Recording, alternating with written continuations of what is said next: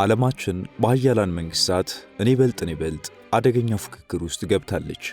ጉልበታቸውን ለመፈተሽ፣ አቅማቸውን ለማሳየት፣ ጡንቻቸውን ለማፈርጠም ከኒኩለር ቦምብ እስከ ጅምላ ጨራሽ የኬሚካል መሳሪያዎች፣ ከድሮን እስከ ድምፅ አልባ ገዳይ መሳሪያ፣ በሞገድ ድምፅ ለዘመናት የተገነቡ አገራት የሚያፈራርሱ ቴክኖሎጂዎች፣ ከዛም አልፎ እስከ ሮቦት ወታደሮች ያልሰሩትና በሙከራ ላይ ያልሆኑበት ወታደራዊ ዘርፍ የለም። ይህ ሁሉ ሀገርን ከጥቃት ለመከላከል፣ አንዱ የሰራውን ለማክሸፍ፣ ጥቃት ከመጣ የሚያስችል ጋሻ የሚሆን መከላከያ ለመገንባት የሚል ምክንያት ቢሰጡም እንቅልፋተው ሌት ተቀን እየተገበሩ ያሉት የተሻለ ገዳይ መሳሪያ ለመፍጠር ያለመ ነው። ኃያላኑ በወታደራዊ ዘርፍ ያላሰለሰ ፈጠራ ለማድረግ በትሪሊየን ዶላር አፍስሰው እያዘጋጇቸው ያሉ የመሳሪያና የጦር ቴክኖሎጂ ደረጃ አሁን ላይ እጅግ አስፈሪም አስደንጋጭም ለማመን የሚከብድም ወደ መሆን ደረጃ ደርሷል። በተለይ አሁን በያዝነው የፈረንጆቹ 2025 ዓመት ይፋ የሆኑ አዳዲስ ወታደራዊ ፈጠራዎች እጅግ ለማመን የሚከብዱ ናቸው። The world of warfare is experiencing a major transformation, and traditional strategies are being altered by a range of state-of-the-art technologies that redefine the concept of military combat.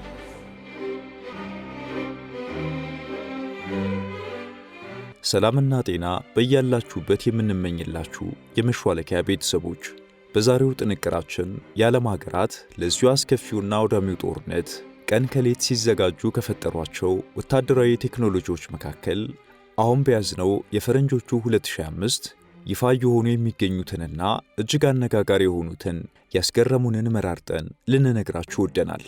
እንደተለመደው ለቻናሉ አዲስ የሆናችሁ ሰብስክራይብ በማድረግና የደወል ምልክቷን በማብራት ቤተሰብ እንድትሆኑ እየጋበዝን እስከ ዝግጅታችን ፍጻሜ አብራችሁን ቆዩ።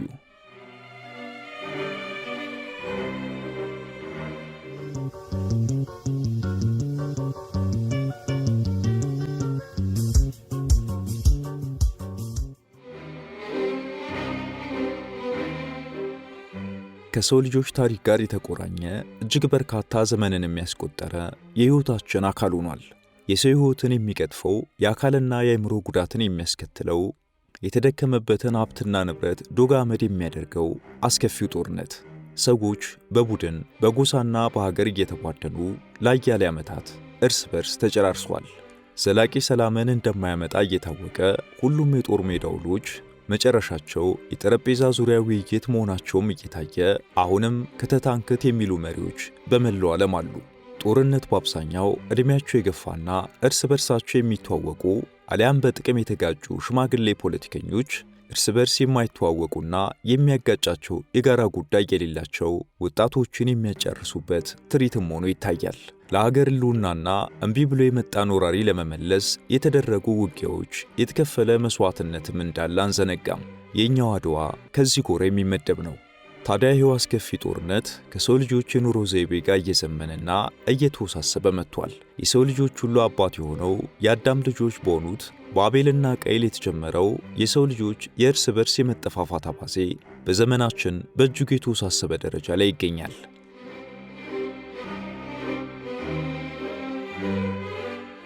እስኪ ነገራችንን ቀለል ካለችው አስገራሚዋ ድቡልቡል ሮቦት እንጀምር። ከእንግዲህ ሩጫን ተማምኖ መስረቅ አሊያም ማንኛውንም ወንጀል መፈጸም ታሪክ ሊሆን ይመስላል። ስታር ዋርስ በተሰኘችው የሆሊውድ ፊልም መነሻነት ወደ ፈጠራ የገቡት ሳይንቲስቶች ወንጀለኞች ክፉ ተግባራቸውን ከፈጸሙ በኋላ እንደ ዩሴን ቦልት እግሬ አውጪኝ ብለው እንዳያመልጡ የምታግዟን ድቡልቡል ሮቦት ፈብርከዋል። ኢቲጂ የምትባለውና የሰው ሰራሽ አስተውሎትን የምትጠቀመዋ ይቺ ሮቦት እጅግ ፈጣን ከመሆኗ የተነሳ ማንም አያመልጣትም። በየብስም ይሁን በባህር ላይ መሮጥ መቻሏ ደግሞ ሌባው እናቱ ሆድ ቢገባ እንኳን እንዳያመልጣት ያግዛታል።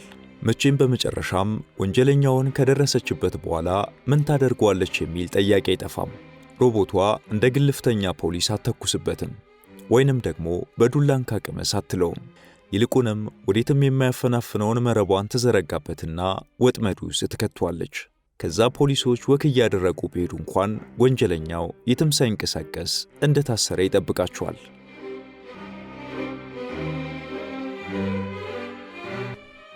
ሌላኛው የጦሩ ዓለም አዲስ ፈጠራ ቪ280 ቫሎር የተሰኘው የጦር ውጊያ አውሮፕላን ነው።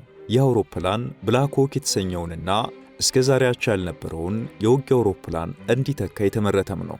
ሁኔታዎችን ቃኝቶ አስፈላጊውን እርምጃና ማስተካከያ የሚወስድ እጅግ አስደናቂ አውሮፕላን እንደሆነም በውጊያ ጠበብቶች ተመስክሮለታል። በጨለማ አሊያም በጭስና በጭጋግ ምክንያት አየሩ ለማየት የሚጋርድ እንኳን ቢሆን ቪ280 ቫሎር በሁሉም ሁኔታ ውስጥ ግዳጁን ይፈጽማል። በሰዓት 500 ኪሎ ሜትር መብረር የሚችለው የአውሮፕላን ለ200 ሰዓታት ያለ ረፍት አየር ላይ መቆየትም የሚችል ነው። አንድ ሳምንት ሙሉ ያለ ረፍት እየበረረ የተሰጠውን ኃላፊነት መወጣት ይችላል ማለታችን ነው። የጦር አውሮፕላኑ በዋናነት 14 ወታደሮችን ለማጓጓዝ እንዲሆን ተደርጎ የተሰራ ቢሆንም እንደ ግዳጅ ሁኔታ ዓላማውን መቀየርና አይነተኛ የውጊያ መሳሪያ አድርጎ መጠቀምም ይቻላል።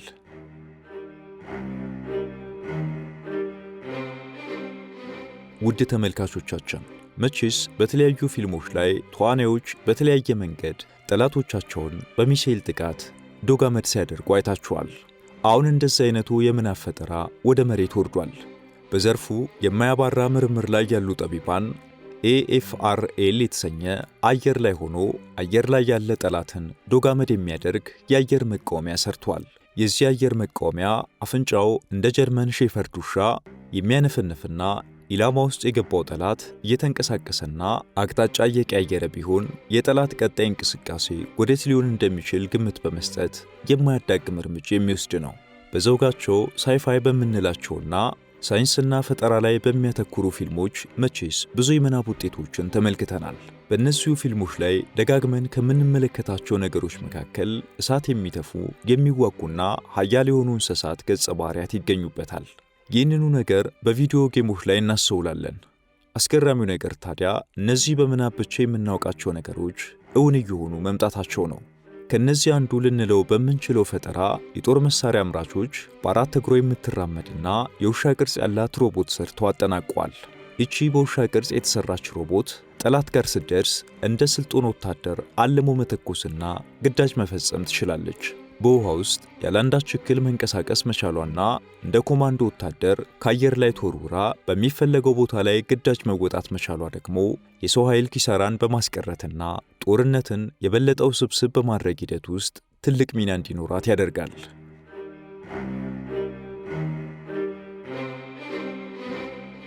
ውድ ተመልካቾቻችን ተረካችንን እዚህ ድረስ ከተከታተላችሁት ዝግጅታችንን እንደወደዳችሁት እርግጠኞች ነን። ከእናንተ የሚጠበቀው ቻናሉ የበለጠ እንዲያድግ አንድ ጊዜ ሰብስክራይብ ማድረግ ብቻ ነው። እናም ሰብስክራይብ እንድታደርጉ አስታውሰን ተረካችንን እንቀጥል። የጦርነትን መልክ መቀየር የሚያሳየን ሌላኛው ፈጠራ ደግሞ ድሮን ነው። የድሮን ቴክኖሎጂ ውጤታማነቱና ውስብስብነቱ ከአገር አገር የሚለያይም ነው። በሰማይ የሚበሩ እነዚህ ትናንሽ ነገሮች ግዙፉን ነገር ዶግ አመድ ሲያደርጉት እየተመለከትን ነው። ደግሞም በሰማይ የሚበር ብቻ ሳይሆን አሁን በውሃ ውስጥ የሚጠልቁ ድሮኖችም መጥተዋል ይላሉ ጥናቶች። አሁን ላይ ጠላቂ ድሮኖቹ በአይነት ብዙ ቢሆኑም አንድሪል የተሰኘው ግን ከሁሉም ይለያል። ከርቀት ለማየትና እርምጃ ለመውሰድ እጅግ አስቸጋሪ ከመሆኑ የተነሳም ጎስት ሻርክ የሚል ቅጽል ስም ተሰጥቶታል። አስገራሚው ነገር ይህ ጠላቂ ድሮን ውሃ ውስጥ ለ10 ቀናት መቆየት እንዲሁም እስከ 6000 ሜትር ድረስ ወደ ውስጥ መጥለቅ የሚችል ነው። ከአብዛኞቹ ዘመናዊ የራዳር ሲስተሞች በቀላሉ መሰወር መቻሉ እጅግ አደገኛ አድርጎታል። የመሳሪያው ሙሉ ዝርዝር ወታደራዊ ምስጢር እንደመሆኑ ድብቅ ቢሆንም ይህ ድሮን የትኛውንም ወታደራዊ መሳሪያ ማጓጓዝ እንደሚችልም ይነገርለታል። ራሱ ማጥቃትና ጠላትን ድባቅ መምታትም ይችላል።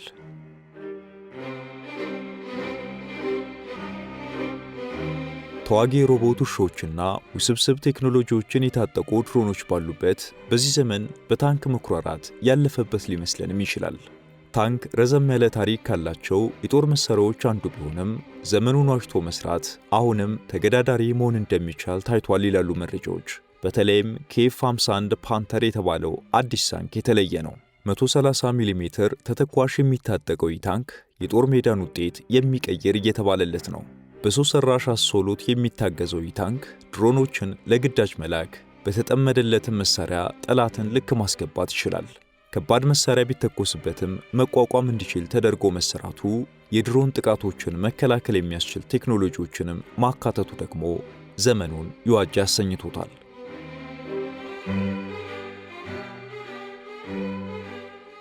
አሁን ድሮን የጦር ሜዳ ውሎን ውጤት የመወሰን አቅሙ ከፍ እያለና የሰው ኃይል ኪሳራን የሚቀንስ በመሆኑ በብዙ ሀገራት ተመራጭ እየሆነ ነው። በተቃራኒው ደግሞ የድሮን ጥቃቶችን በቀላሉ ለማክሸፍ የሚያስችሉ ቴክኖሎጂዎችም እግር በእግር እየተፈበረኩ ይገኛሉ። ከነዚህ አንዱ የሆነውና በቅርቡ ወደ ገበያ የወጣው MK4 የተሰኘው ጸረ ድሮን ታዲያ መነጋገሪያ ሆኗል። ይህ ጸረ ድሮን 3.2 ኪሎ ግራም ብቻ የሚመዝን በመሆኑ አንድ ወታደር በእጁ ይዞት ሊንቀሳቀስ ይችላል። በአንድ ባትሪ ለአንድ ሰዓት መጠቀም የሚያስችል ሲሆን እነዚያ የሞት መልአክ የሆኑ የሰማይ በራሪዎች ሲመጡ አነጣጥሮ ዶግ አመድ በማድረግ ደግሞ የተመሰከረለት ነው። በነገራችን ላይ ሁሌም የተሻለውን የማምረት ፉክክርና ሩጫ ውስጥ የሚገኙት ኃያላን ከዚህኛው መሳሪያ ከፍ ያለና ውጤታማነቱም ወደር የሌለው መሳሪያም እንዲሁ የፈበረኩ ሲሆን ድሮን ገን ታክቲካል የሚል ስያሜ ተሰጥቶታል። ይህ መሳሪያ 7.2 ኪሎ ግራም የሚመዝን ሲሆን በ2 ኪሎ ሜትር ርቀት ላይ የምትገኝ የጠላት ድሮንን ካፈር መደባለቅ ይችላል።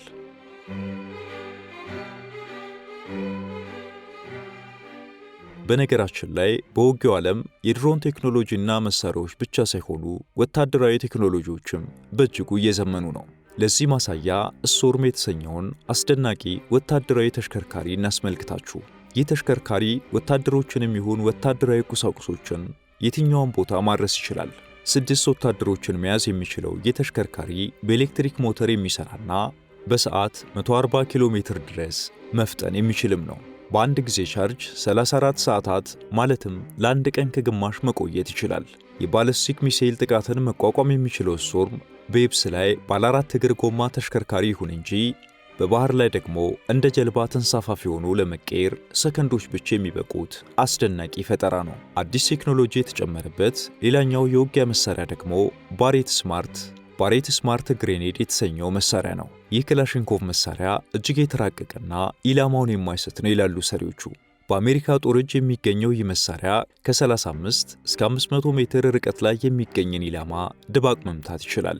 መሳሪያው እንደ ግዳጁ አይነትና ርቀት የተለያዩ ተተኳሾችን እንዲቀበል ተደርጎም የተሰራ ነው።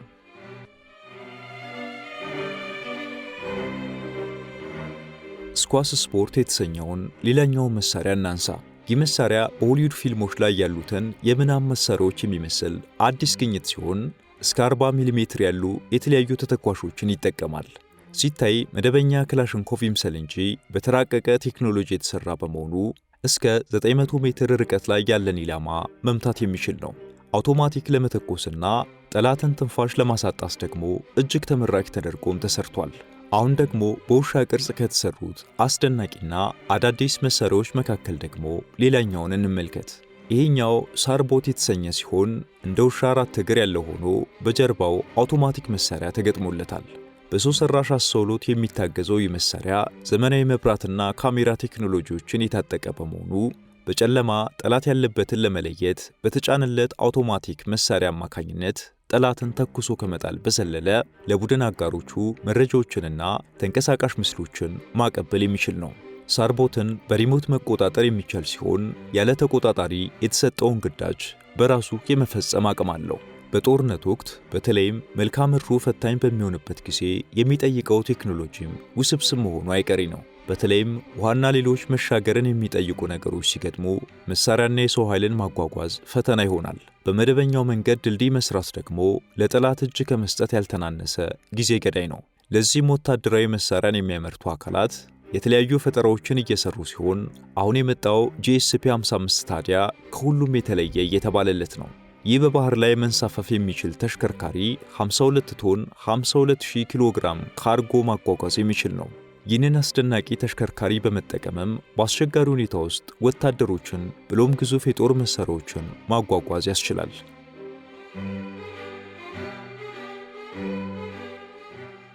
ውድ የቻናላችን ተከታታዮች ጦርነት ይምጣ ብለው የሚመኙት ባይሆንም ጦርነትን ለማስቀረት ትልቁ መፍትሄ በደንብ መዘጋጀት ነው እንዲሉ የዘርፉ ጠቢባን ዓለም ሁሌም የተሻለውን ገዳይ መሳሪያ ለመስራት በምታደርገው ሩጫ ዘመኑ የደረሰበትንና ያስገረሙንን የጦር መሳሪያ አይነቶች እንዲህ በጥቂቱ አስቃኘናችሁ። እስኪ እናንተስ የትኛው የጦር መሳሪያ አስደነቃችሁ? አስተያየታችሁን በሐሳብ መስጫው በኩል ሹክ በሉን። ስንሰናበታችሁ ሁሌም እንደምንለው በቀጣይ በቻናላችን ቢቀርብልን አሊያም ብናውቃችሁ የምትሉትን ጥቆማ በኮሜንት ማስቀመጫው ላይ እንድትጠቁሙን፣ ለቻናላችን አዲስ ሆናችሁ ሰብስክራይብ በማድረግና የደወሏን ምልክት በመጫን በየዕለቱ የምንለቃቸው የተመረጡ ተረኮች በፍጥነት እንዲደርሷችሁ ማድረግ እንደምትችሉ አሳውስን። ሰናይ ጊዜ በያላችሁበት።